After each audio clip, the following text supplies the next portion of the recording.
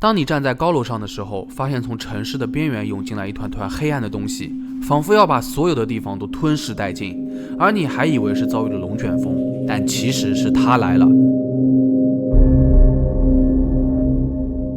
我们先来看看这张照片，在夜晚小镇上灯光闪烁，有3个巨大的人形生物从远处快速移动，朝着小镇一步步逼近。相机记录下来的这一刻，人们才得以清楚对方是些什么家伙。这些黑色的生物似乎是具有宽阔的身体，头部也很大，但并没有颈部作为连接。它们手臂很长，臂膀附近有一些肌肉组织的痕迹。有趣的是，这些生物似乎没有任何的手或者腿，只有腹肢。不过腹肢相当的灵活，可以像蛇或者蠕虫一样转向和弯曲。身体的躯干连接到了一个大的管状附属物，该附属物会变得越来越薄，直到底部。不过不知道这些生物在静止状态的时候是否固定于地面上的某个点。仔细看的话，我们就能发现，这些巨人的整个身体是完全漆黑的，没有任何光线反射的迹象。他们的身体一边移动，一边像是在不自然的扩散和消失，使他们本身看起来更像是一团雾或者某种气体。由于他们的移动速度很快，一旦腹肢摆动起来，走路带风，几乎可以达到目不暇接的程度。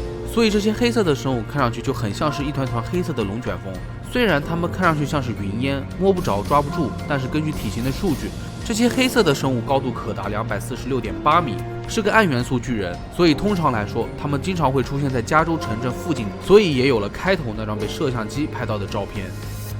这些黑色的生物很懂得伪装，他们会利用自己气体的特性慢慢接近人类的生活区域。除此之外，由于它们拥有黑色的外表以及薄雾般的特性，再加上规模巨大，足以挡住全部的阳光，包围整个城镇，让受害者迷失方向。根据黑色生物的外观和属性，这些巨人肯定还可以控制风。雾蒙蒙的气体形态可以使它们穿过所有的缝隙，所以来自人类的大部分攻击都会变得无济于事，就像是打散了一团烟雾而已。其实比起之前讲的巨人，这些黑色生物的整体灵活性非常的高，它们比起其他巨人的移动速度会更加快，这意味着袭击和逃窜的速度也是非常迅速的。对于城镇的居民来说，黑暗是最可怕的事情，因为你根本就不知道是真的天黑了，还是有巨人降临。他们会给城市带来不可估量的破坏力，尤其是那些不值得的人，也会通通的被处决。不过这些黑色生物最讨厌的就是明亮的灯光，这可能会让他们抓狂吧。所以无论是面对哪种形态的巨人，人类都是束手无策的。更可怕的是，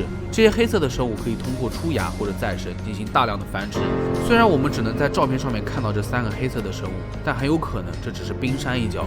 总的来说，这些黑色生物就像是一群破坏力极强的巨人，他们可以操纵天气和风力，对人类的攻击也更具有目的性和持久力。不过好在他们的目的还是比较明确的，就是收拾那些不值得的人类。所以黑色的风团追捕罪恶的人类，这一点毛病也没有。模糊的烟雾更是增添了恐怖的气氛，这恐怕是少数带有氛围感的巨人生物了吧。那其实看完这些生物的描述，大家脑海里肯定第一想到的就是黑色龙卷风吧。我们常常在一些灾难片当中看到，龙卷风过后，地上是一片片的废墟，可见这威力有多么的强大。在龙卷风生成之前，半空当中还会出现黑压压的积雨云团，这种天气的异象也足够让人们担惊受怕。尤其是看到那些实拍龙卷风形成的瞬间，房屋破损，树木倾倒，死伤惨重，我们不得不感叹，人在大自然面前是多么的渺小。如果我们被吸进龙卷风内，生还的可能性还剩多少呢？近年来，气候变化导致了越来越多的极端天气和自然灾害的出现，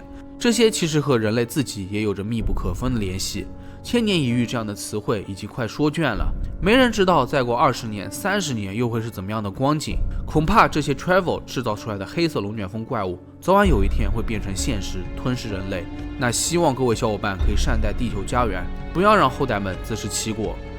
那好了，本期视频到这里就结束了。如果你们觉得视频做的还可以的话，也别忘了点赞、收藏、加关注。我是郑郑，那咱们下期视频再见吧。